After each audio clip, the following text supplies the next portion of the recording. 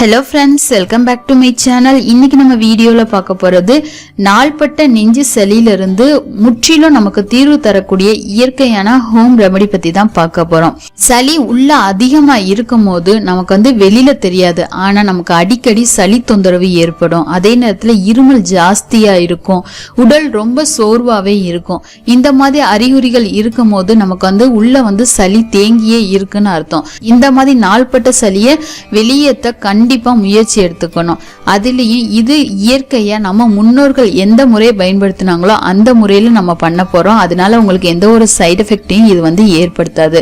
நீங்க நம்பி தாராளமா இந்த முறையை பயன்படுத்தலாம்.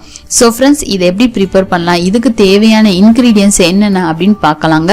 அதுக்கு முன்னாடி நீங்க இந்த சேனல் ஃபர்ஸ்ட் டைம் பார்க்கக்கூடிய நண்பர்களா இருந்தீங்கன்னா இந்த ரெட் கலர் சப்ஸ்கிரைப் பட்டனையும் அப்படி பக்கத்துல இருக்கக்கூடிய பெல் ஐகான் பட்டனையும் கிளிக் பண்ணிருங்க. இதனால நான் போடக்கூடிய ஒவ்வொரு யூஸ்ஃபுல்லான வீடியோஸோட நோட்டிபிகேஷனும் உங்களுக்கு உடனுக்குடனே சேரும். இதுக்கு ஃபர்ஸ்ட் ஒரு பழைய பாத்திரமா எடுத்துக்கோங்க. அந்த பாத்திரத்துல ஒரு அரை சட்டி அளவுக்கு நீங்க தண்ணி பிடிச்சு வச்சுக்கோங்க. இப்போ ஸ்டவ் ஆன் பண்ணி நான் அந்த பாத்திரத்தை எடுத்து வச்சிருக்கேன். ஏன் பழைய பாத்திரம்னா நம்ம யூஸ் பண்ண போற பொருள் பாத்தீங்கன்னா வேப்ப இலை. இந்த வேப்ப ரொம்ப கசப்பு கொடுக்கும். ஸோ அதனால தான் பழைய பாத்திரமா எடுத்திருக்கோம். வேப்பலை பார்த்தீங்கன்னா எந்த ஒரு செலவுமே இல்லாம எல்லா இடத்துலையுமே விளைஞ்சு கிடக்கக்கூடியது. இதோட மருத்துவ பயன்கள் அப்படின்னு பார்க்கும்போது ரொம்ப ரொம்ப அதிகம். ஸோ இதை தான் என்ன செய்யலாம் அப்படின்னு பார்த்தீங்கன்னா ஒரு 2 கைக்குத்து அளவுக்கு பிடிங்கிட்டு வந்துக்கோங்க. இப்போ இந்த வேப்பிலையை உருவி எடுத்துக்கலாம்.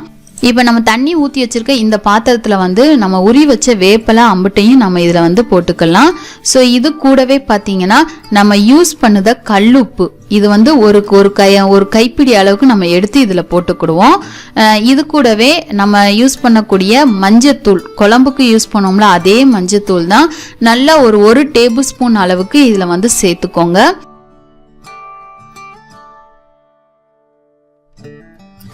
இப்போ இந்த பாத்திரத்தை காத்து வெளியில போகாத அளவுக்கு ஒரு மூடி வச்சு இதை மூடிடணும்.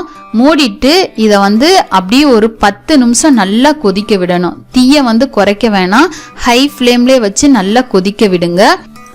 இப்போ 10 நிமிஷம் கழிச்சு பார்த்தீங்கன்னா நல்லா ஆவி வெளியாக ஆரம்பிக்கும். ஸ்டவ் ஆஃப் பண்ணிருங்க. இப்போ நான் உங்களுக்காண்டி காமிக்கிறேன், ஓப்பன் பண்ணக்கூடாது. இப்போ நான் உங்களுக்காண்டி ஓப்பன் பண்ணி காமிக்கிறேன். ஸோ இந்த அளவுக்கு நல்லா கொதி வந்திருக்கணும். இப்போ பார்த்தீங்கன்னா நான் ஆவி பிடிக்க போறேன். ஆவி பிடிக்கிறதுக்கு என்ன பண்ணணும்னா இந்த மாதிரி ஒரு போர்வையை பொத்திக்கோங்க. இந்த போர்வையில காத்து உள்ள போகாத அளவுக்கு சுத்தி க்ளோஸ் பண்ணிருக்கணும். அதுக்கப்புறமா நம்ம ஆவி பிடிக்கணும். ஆவி பிடிக்கும் போது கண்ணை மூடிக்கோங்க. வாயை நல்லா திறந்து வச்சு நல்லா சுவாசத்தை இழுத்து வெளியே விடுங்க.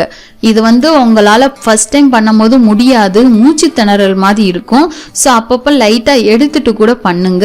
இல்ல அந்த போர்வையிலே லைட்டா முள்ளையே விலகுனீங்கன்னா கூட உங்களுக்கு சுவாசிக்கிறதுக்கு ரொம்ப ஈஸியா இருக்கும், வெளியில வராம. ஏன்னா நம்ம வெளியில வராம பண்ணாதான் இதோட ஃபுல் எஃபெக்டுமே நமக்கு கிடைக்கும். மார்பு சளி உடனே நீங்க ஆரம்பிக்கும். உங்களுக்கே நல்ல ஒரு புத்துணர்ச்சியா இருப்பீங்க இந்த மாதிரி ஆவி பிடிக்கும் போது. ஸோ இந்த மாதிரி ஒரு 10 நிமிஷம் நல்லா ஆவி பிடிக்கணும். நம்மளோட வேர்வை ஃபுல்லா வெளியாகணும். ஸோ இந்த அளவுக்கு ஆவி பிடிக்கணும். இப்படி பண்ணும் போது நம்ம மார்புல இருக்கக்கூடிய எல்லா சளியும் வெளியாக ஆரம்பிக்கும். நம்ம சுவாசிச்சு விடுதல தான் இதோட முழு பெனிஃபிட்டுமே இருக்குது. இதுல இருக்கக்கூடிய எல்லா இன்கிரீடியன்ஸுமே இயற்கையான இன்கிரீடியன்ஸ் தான், எந்த ஒரு சைடு எஃபெக்ட்டுமே ஏற்படுத்தாது. இதை எப்போ ஆவி பிடிக்கணும் அப்படின்னு பார்த்தீங்கன்னா காலையில 6 to 7 மணிக்குள்ள இந்த மாதிரி ஆவி பிடிச்சிடணும். இதே மாதிரி சாயங்காலம், அதாவது ஈவினிங் டைம்ல நீங்க ஒரு 5 மணிலேருந்து 6 மணிக்குள்ள இந்த மாதிரி ஆவி பிடிச்சுக்கணும். ஒரு நாளைக்கு இந்த மாதிரி 2 வாட்டி பண்ணணும். 2 நாள் நீங்க தொடர்ச்சியா எடுத்தீங்கன்னா உங்களுக்கு அந்த சளி, அதாவது வறட்டு இருமல் ஏற்படுத்தக்கூடிய சளியா இருந்தாலும் சரி, உள்ள நாள்பட்ட சளியா இருந்தாலும் சரி, எல்லாமே வெளியாக ஆரம்பிச்சிரும். மாதிரி தலையில நீர் கோத்தி இருக்குதவங்களுக்கும் இது ரொம்ப ரொம்ப நல்லது. அந்த கெட்ட நீர் ஃபுல்லா வெளியாக ஆரம்பிச்சிரும். காதுல சிலருக்கு சளி அடைச்ச மாதிரியே இருக்கும், காதுல குத்தல் கூட ஏற்படும். அந்த மாதிரி இருக்கக்கூடிய சளியும் வெளியாக ஆரம்பிச்சிரும். எல்லா சளியுமே ரிமூவ் ஆக ஆரம்பிச்சிரும். இது ரொம்ப ரொம்ப நல்லது. இயற்கையான இன்கிரீடியன்ஸ் அப்படின்னால நமக்கு எந்த ஒரு சைடு எஃபெக்டையுமே ஏற்படுத்தாது. எல்லாருமே எடுத்துக்கலாம். குழந்தைகளா இருந்தா மட்டும் ஒரு 13 வயசு வரை இருக்க குழந்தைகளுக்கு இது வேணாம். அவங்களால இந்த மாதிரி சுவாசிக்க முடியுமா என்னன்னு தெரியாது, மூச்சு திணறல் ஏற்படலாம். வேணா வெளிப்படை அந்த கவர் பண்ணாம அவங்கள சுவாசிக்க சொல்லலாம். அதே மாதிரி சளி அடிக்கடி தொந்தரவு இருக்கு அப்படின்னா கட்டாயமா உங்களுக்கு வந்து நோய் எதிர்ப்பு சக்தி கம்மியா தான் இருக்கும். ஸோ நோய் எதிர்ப்பு சக்தியை இம்ப்ரூவ் பண்ணக்கூடிய காய்கறிகள் பல வகைகளை நீங்க வந்து சாப்பிட்டீங்கனாலே உங்களுக்கு ஓரளவு அதுல இருந்து முழுமையான நிவாரணம் வந்து கிடைக்கும்.